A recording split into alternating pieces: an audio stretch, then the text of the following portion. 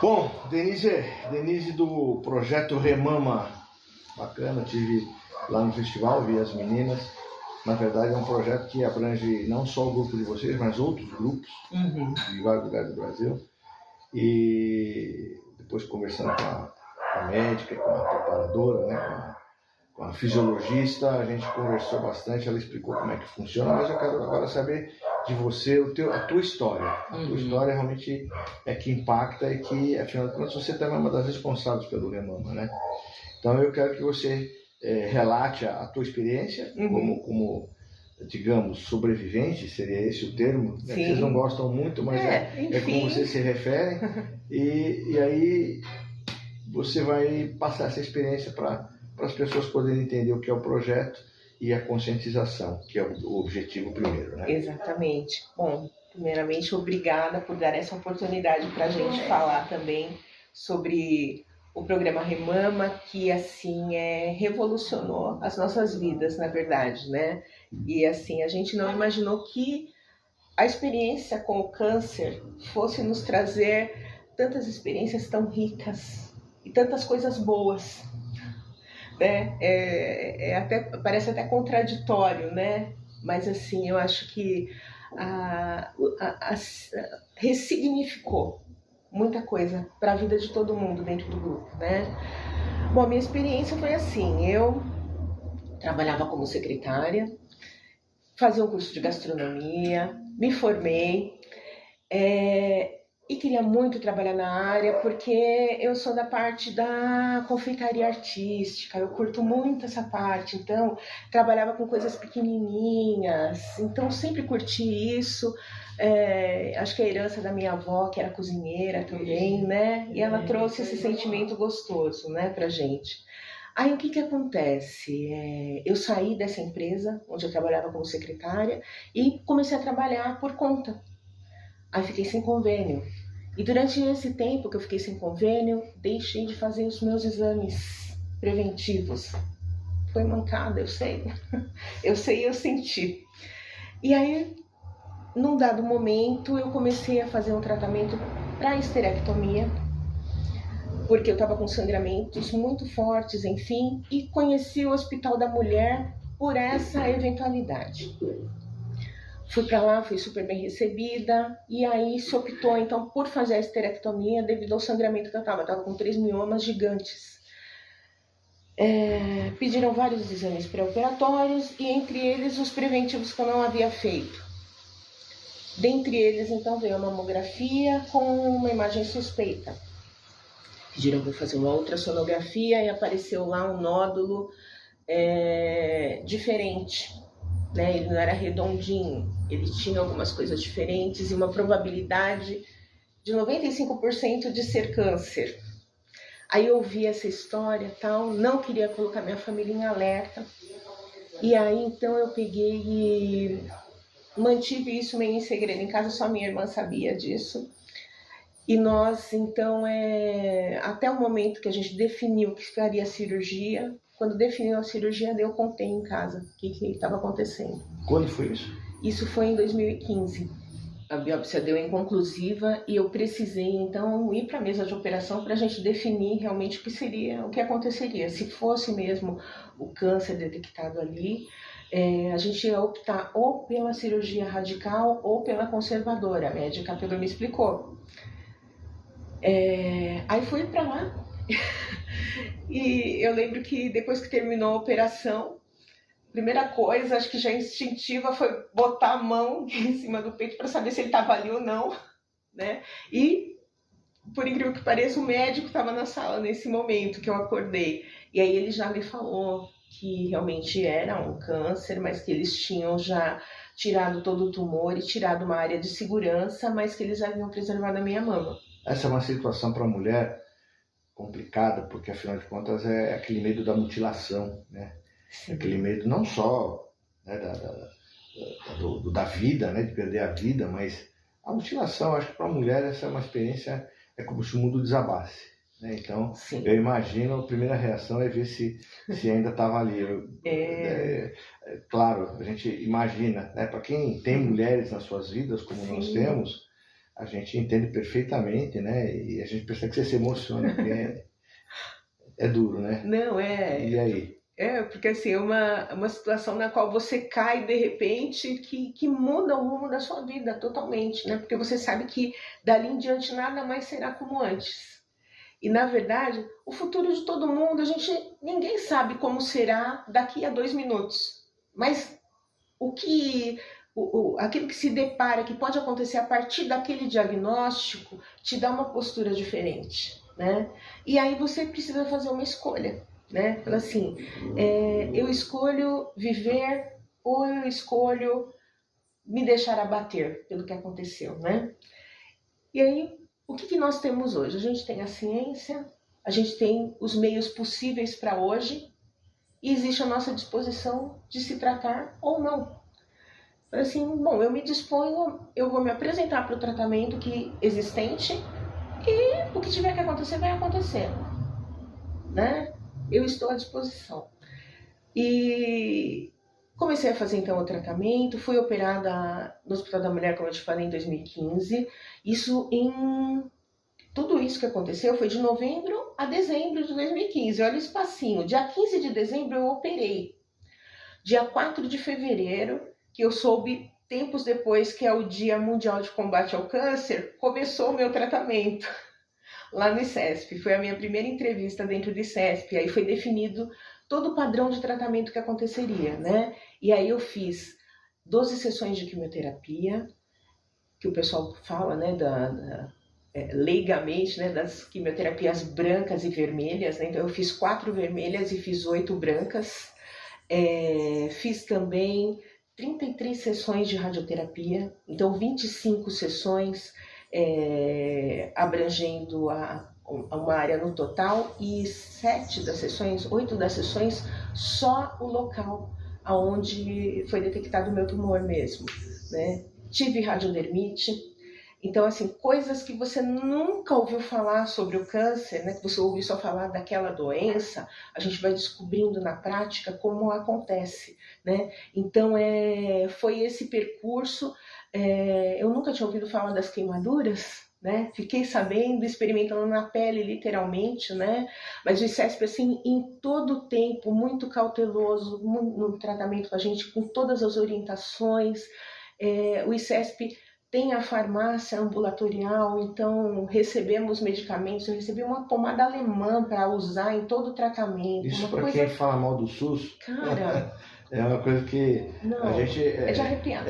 Olha, eu sempre falei e falo em todos os programas que eu tenho oportunidade que eu acho o SUS o melhor sistema do mundo. Eu viajei em vários países e não vi nada igual. O que falta é investimento. O que falta é o poder público realmente investir maciçamente e ter uma política de saúde para o SUS. Porque todo esse processo foi Bernardino, foram os nossos impostos que foram bem utilizados. Bem utilizados. Isso que é o mais importante, né? Eu acho que eu tive a grande sorte mesmo, e eu reforço isso para as meninas, de ter caído nesse momento. Pode ter sido aquela complicação, a mancada que eu tive de não fazer os exames, mas assim, eu acho que se eu tivesse dentro de uma rede particular, eu não tinha recebido o tratamento que eu recebi do SUS. Quanto tempo durou todo esse processo de tratamento, de diagnóstico até o tratamento? Quer dizer, alta você nunca vai receber, você vai ter sempre sendo monitorada, mas é para você retomar a tua vida. Para retomar de verdade. Então, a minha alta institucional foi agora em 2023.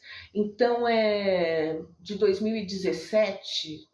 2015, na verdade, começou, né? No finalzinho até agora. São 8 anos. 8 anos, praticamente, né? Mesmo assim, você vai estar sempre vigilante, sim, porque cuidando. a gente precisa continuar fazendo as mamografias, tudo direitinho. Sim. Quem faz o tratamento de câncer tem a tendência de perda óssea, né? Nós, como mulheres, já temos, mas, por exemplo, eu fiz todo esse processo e continuei com a hormonioterapia. Porque o meu tipo de câncer, né, que existem vários tipos de câncer de mama, inclusive, o meu tipo de câncer de mama foi hormonal. O mais forte deu para hormonal. Então, eu fiquei tomando tamoxifeno por esse período todo. Eu tive um desmame feito praticamente do ano passado para esse, né? Porque também a gente teve esse período de pandemia que atrasou algumas consultas e tudo mais, né? Mas então aconteceu isso, então foi tendo esse desmame, eu experimentei os fogachos e tudo mais, então eu acabei entrando em menopausa precoce, né? Que se fala, por conta da tomada do medicamento também. E, bom, aí você retomou a tua vida, mas e o Remama entrou em que época? Foi concomitante? Ou você ouviu falar? Pois é. Como é que aconteceu? Aí a gente tem que voltar a falar de novo do ICESP, porque foi lá dentro que tudo acontece, né? Passado esses processos e tudo mais, acabei indo para reabilitação por conta dos movimentos do braço, né? Que acabam ficando. Você sai de uma cirurgia, usa aquele dreno chamado cachorrinho, aquela coisa e tal. Você fica protegendo o seu braço, é uma coisa instintiva, acho, né? Então, você fica naquela, ai, não posso erguer, aí vem aquele estigma, né, tal, que você ouviu falar, mas ali tem a orientação de qualidade, fui para reabilitação, fortalecimento muscular, e lá dentro eu descobri que existia um projeto para mulheres de câncer de mama, que ajudava a prevenir o linfedema. E era tudo que eu queria, que eu falei assim, gente, eu não quero ter bração, pelo amor de Deus, né? E tudo mais. E eu fiquei sabendo que quem passa pelo câncer não podia erguer mais do que 3 quilos. Bernardino, isso para mim foi uma morte, porque uma panela industrial pesa isso. Sim. Então, quer dizer, então não vou mais trabalhar com comida, né? E passado um tempo, eu soube também que eu não poderia ficar exposta a altas temperaturas. Então isso também me fez repensar na minha carreira dentro da gastronomia. Mas enfim, lá dentro da reabilitação existia um projeto para fortalecimento muscular chamado Remama, que poderia me ajudar muito nesse sentido, inclusive tanto prevenindo quanto reduzindo um possível linfedema que podia ser causado pelo esvaziamento axilar. Fui conhecer essa turma em abril de 2017. Desde lá eu tenho estado com essa turma maravilhosa. Quando eu cheguei a esse projeto, ele era em Canoas Canadenses, né? Só que ele existia desde 2013 já, em Canoas de Madeira, e assim, com o firme propósito de trazer essa reabilitação contínua para a mulher que passou pelo câncer. E tirando a mulher do ambiente hospitalar e trazendo para o ambiente esportivo. Então, tirando a sua cabeça do tratamento e dando um refrigério desse momento difícil, turbulento, né? Até para você se recompor para dar sequência na sua vida. Enfim, quando eu cheguei no projeto, existiam umas 7 pessoas apenas. Tínhamos essa canoa canadense. Em 2017, a gente ganhou um barco dragão, que é a embarcação oficial das remadoras rosa no mundo. Descobri que existiam mais de 200 equipes de remadoras sobreviventes de câncer de mama.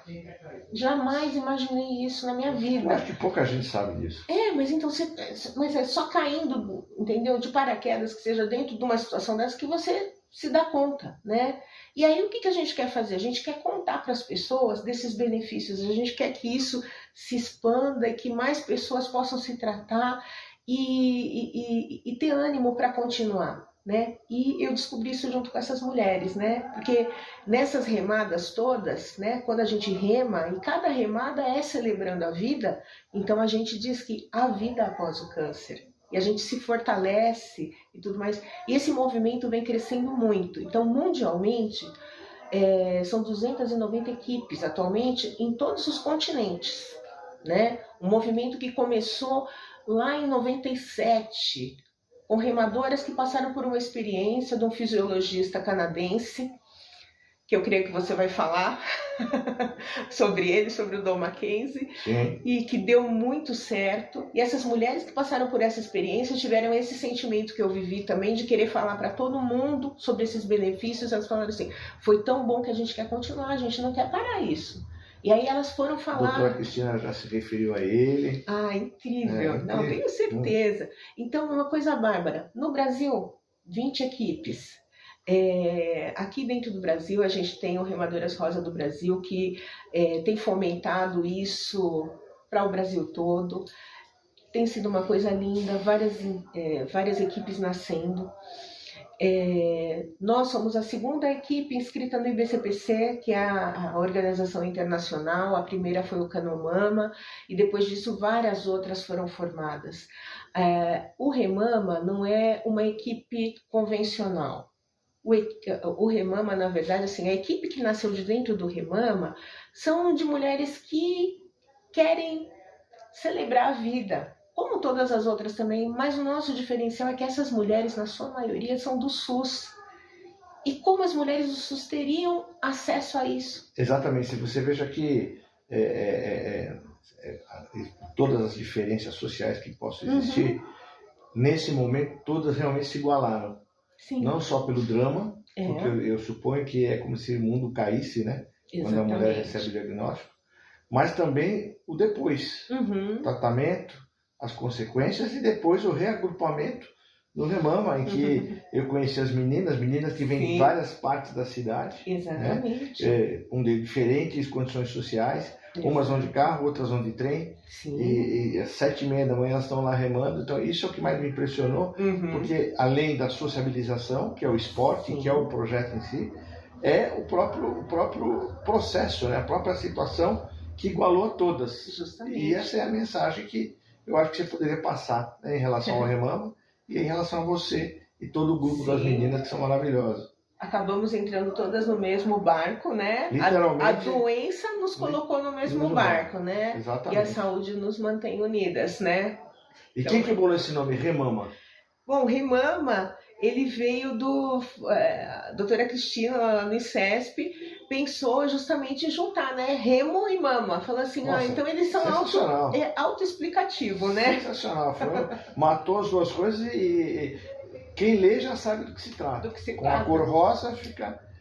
Pois é. E agora, quais são os seus planos em relação todo o teu processo, em relação ao teu trabalho? Você retomou o teu trabalho? Né? Isso, eu retomei meu trabalho. Uma coisa importante também, esse ponto que você perguntou, porque é muito difícil para você retomar um trabalho também, né? Primeiro porque, assim, até entrando em outros âmbitos, quem passa pelo câncer de mama passa por vários prejuízos, vamos dizer assim. Então, no caso, muitas mulheres são abandonadas pelos seus maridos, então elas não perdem só uma dignidade, né? Elas perdem pessoas que podem estar com elas. O companheiro é importante nisso, e muitos se afastam, né? Muitos se afastam. A minha família esteve comigo em todo o tempo, então assim, eu tive um respaldo gigante. Família é importante. Mas isso não acontece com todas. Então, assim, as mulheres precisam de um apoio psicológico, né? Para esse momento que estão passando também. Lá dentro da USP nós temos um projeto que chama Cronos, que é justamente para mulheres que passaram pelo câncer, para pacientes oncológicos. Até bom a gente está falando disso e lembrando. Mas em relação ao trabalho, Bernardino, existe uma grande dificuldade também. Por quê? Tem muitas mulheres que querem retomar ao mercado de trabalho porque precisam, literalmente, e passam a ter a dificuldade, porque a nossa sociedade ainda é muito preconceituosa. Essa mulher vai me dar trabalho, ela vai ficar faltando muito no trabalho, porque ela teve câncer, né? Então é muito triste você pensar nisso. Temos isso. Né? Eu tive a felicidade de ter sido recebida numa empresa. Eu estava um pouco cansada desse processo todo na minha cabeça, e eu até falei para um psicólogo lá de dentro do ICESP, né? O nosso querido Luiz, fala assim, Luiz, eu estou tendo um bloqueio criativo em relação às minhas coisas, né? Eu sei que eu posso fazer e tal, mas eu estou num bloqueio, acho que eu estou cansada. E acho que eu vou voltar para a área administrativa nesse meio tempo. E comecei a mandar currículos, né? E precisava apresentar laudos.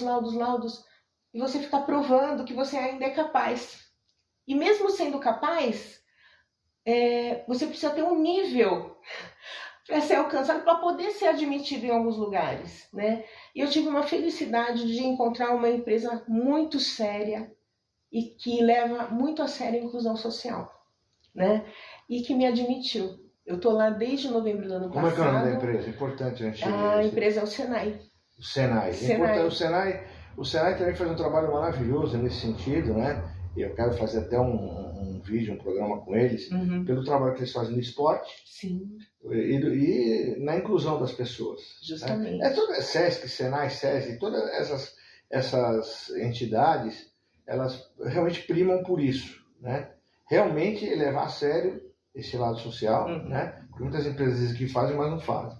Justamente. Mas e você veja, você foi acolhida e retomou a tua vida. Justamente. Né? Afinal de contas, você se recuperou e está aí ainda produtiva, jovem, Claro. Enfim, podendo oferecer o teu trabalho e receber por isso, que eu acho que também é justo. Né? E, é uma restituição de dignidade, né? Exatamente.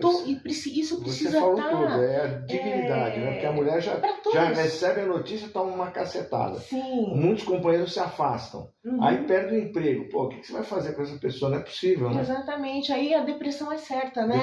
Depressão é certa e a recidiva pode vir advinda disso. Cai a imunologia e outras coisas piores, infelizmente, podem advir disso. A gente acaba de sair de Setembro Amarelo e a gente sabe que muitas coisas podem acontecer e a gente tem que lutar para que todos esses aspectos e fatores façam parte da vida. Denise, parabéns, viu? Vocês são maravilhosos. As meninas são sensacionais. Aliás, tem as menininhas de 75 anos. Cara, são as mais animadas. Você viu, né? Você viu nossa japa, hein? Muito legal, a japinha lá, muito legal. Denise, eu vou comprar essa ideia. Sempre que eu puder, até estava falando com a Sandra ontem, porque a gente sabe que vocês precisam de ajuda em algumas competições, da gente, em algumas entidades como a maçonaria, por exemplo, que a gente possa pegar os recursos e ajudar vocês de alguma maneira, porque eu acho que por uma causa justa, né? Porque muitas meninas quando viajam com o seu próprio dinheiro, se alimentam, se hospedam, tudo, e muitas vezes aquilo que a gente falou, como tem essa diferença, muitas não podem, não tem esse recurso, né? Que não vão tirar da sua casa para poder fazer isso. Então a gente percebe que precisa de mais ajuda e a gente vai estar aqui para isso. Sim, a gente agradece demais, né? Até lembrando, a gente teve um festival agora ontem acontecendo na Raia, né? Eu tô aqui com essa camisa maravilhosa, mostra a camisa. maravilhosa. Isso. Do terceiro Festival de Remadoras Rosa, que aconteceu aqui em São Paulo. A gente teve um simpósio na sexta-feira falando de divulgação de conteúdo científico, porque nós somos acompanhadas, você sabe. Foi tudo muito lindo, assim, a gente está impactado e ficamos felizes de ter impactado outras pessoas também, que nos conheceram de fato e de verdade, não por ouvir falar, né? Que é uma coisa muito séria isso. Então, estamos muito felizes, um pouco cansados, mas assim, aquela sensação de alegria mesmo, sabe? De ver as coisas acontecendo, né? E queremos divulgar os benefícios para todas as mulheres. Nós vamos fazer a nossa parte. Eu fiquei bastante feliz de ter conhecido o projeto, nunca tinha ouvido falar e fiquei encantado com a ideia de fazer isso. E música, medicina e esporte, que é nosso objetivo, e tem tudo a ver, né? O próprio esporte com tudo que você está fazendo. Sim, pois é. E vamos juntas, numa batida, num ritmo, num barco e num coração. Beleza, gostei da imagem. Beijão. Tchau, tchau. Beijo, obrigado.